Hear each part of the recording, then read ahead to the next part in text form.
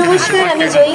উপস্থিত সকলকে জানাই শুভ সরস্বতী পূজার প্রীতি শুভেচ্ছা এবং ভালোবাসা। যদিও সরস্বতী পুজো অনেকদিন আগে কেটে গেছে আমাদের, তো অবশ্যই সরস্বতী পুজো উপলক্ষে যেহেতু অনুষ্ঠান, মা সরস্বতীর নাম করে আমি আমার অনুষ্ঠান শুরু করলাম।